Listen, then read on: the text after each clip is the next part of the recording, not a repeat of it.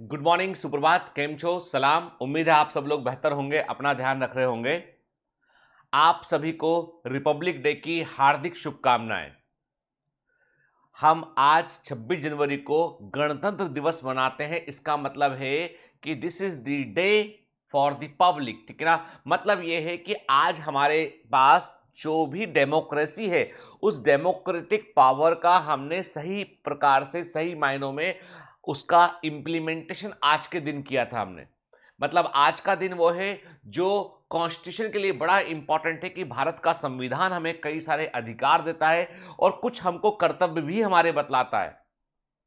अब हमारे दिमाग में ये बात बैठी रहती है कि 26 जनवरी एक छुट्टी का दिन है, एक हॉलीडे है। मैंने आपको हमेशा कहा है कि एक स्टूडेंट के लिए कभी भी हॉलीडे नहीं होता है, HOLIDAY, हॉलीडे नहीं होता है। उसके लिए ये हॉलीडे होता है HOLY, जिसमें वो थोड़ा एक्स्ट्रा माइल जाकर पढ़ सकता है, थोड़ा एक्स्ट्रा मेहनत कर सकता है, ठीक है। It is a holiday for you, not holiday, ठीक है। It is holiday for you. खैर, तो हमारे दिमाग में ये बात रहती है कि छुट्टी का दिन है आज, ठीक है। और छुट्टी होती है 15 अगस्त को भी होती है, 26 जनवरी को भी होती है।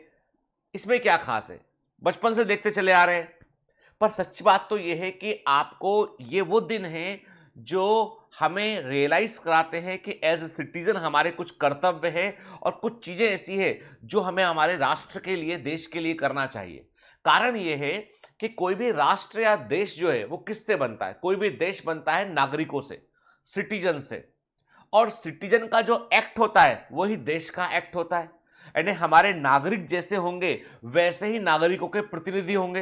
यदि आप कभी किसी पॉलिटिशियन को जो है वो कुछ बोलते पाए जाते हैं कि भाई फला व्यक्ति ठीक से काम नहीं कर रहा है, उस व्यक्ति ने देखो ऐसा किया, उसने जो है वो इस प्रकार से लोगों में झगड़ा भड़काया, हम बहुत तरह की बातें करते हैं पॉलिटिशियंस के बारे में। For but from where they come, वो आते कहां से हैं? वो आते तो हमारे बीच से ही है।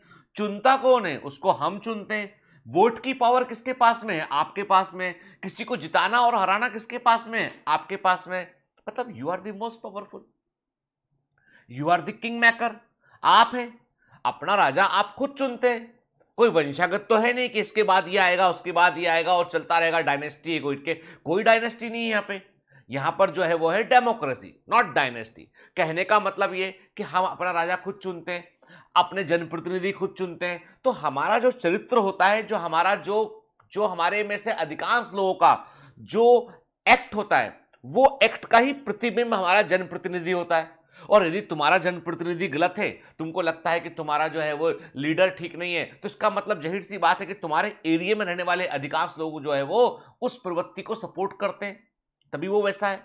बातें कड़वी हैं पर बातें सच्ची हैं। इसीलिए आपको यह बात को समझना होगा कि देश का चरित्र और देश की प्रगति एक एक नागरिक पर निर्भर करती है।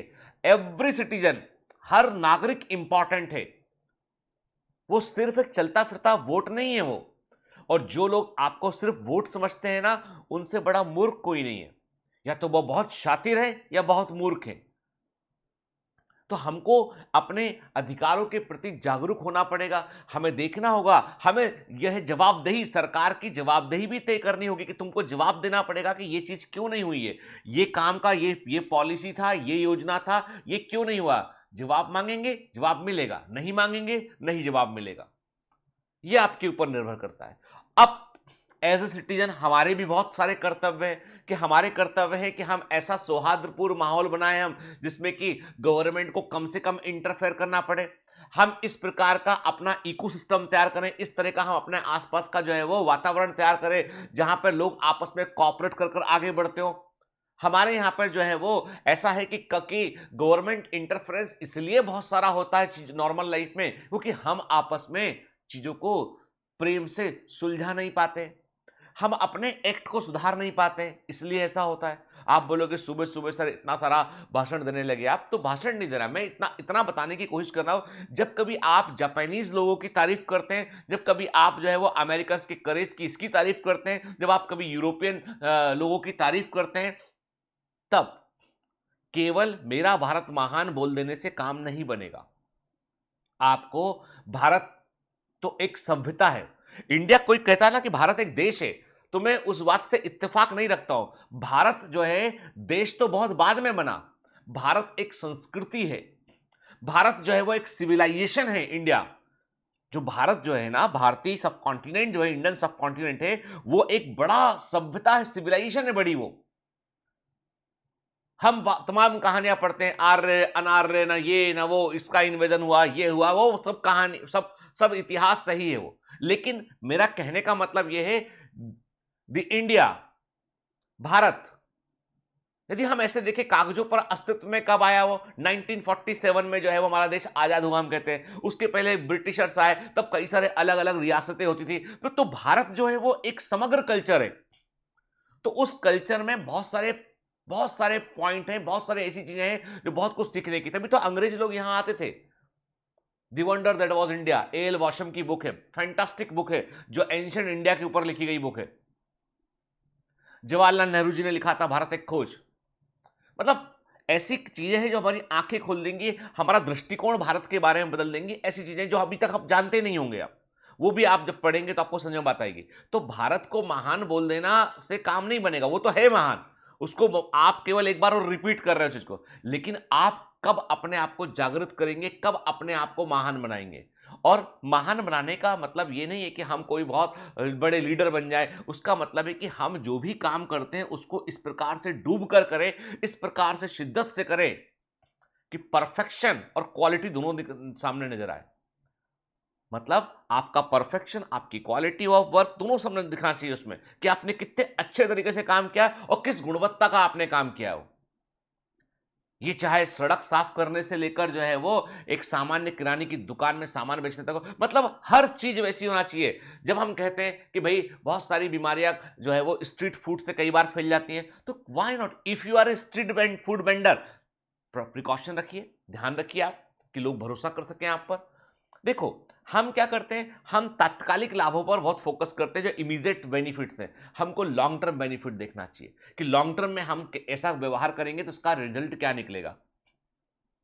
इसलिए मैं बोलता हूं आपसे कि जो है रिपब्लिक डे पर मैं सिर्फ एक छोटा सा मैसेज दूंगा कि देश का चरित्र नागरिकों के चरित्र पर निर्भर करता है।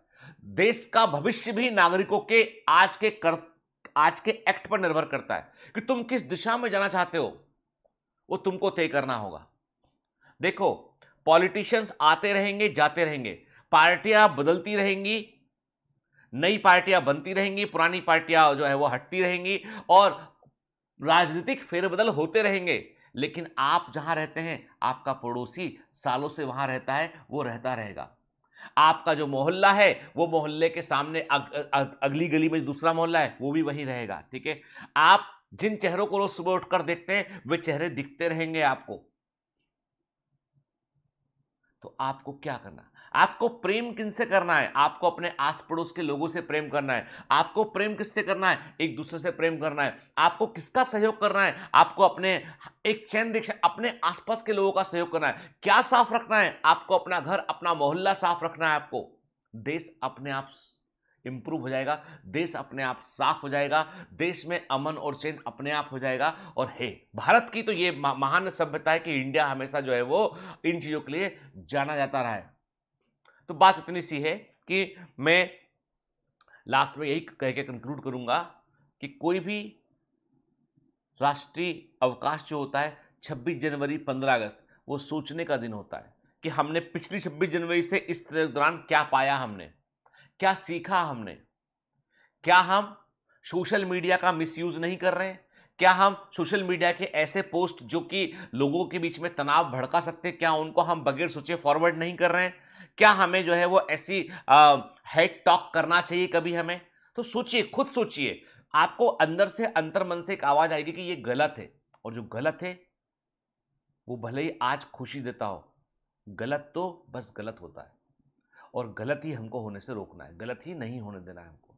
इसलिए आप सभी लोगों से मैं यही बोलूंगा कि इस गणतंत्र दिवस पर कि हम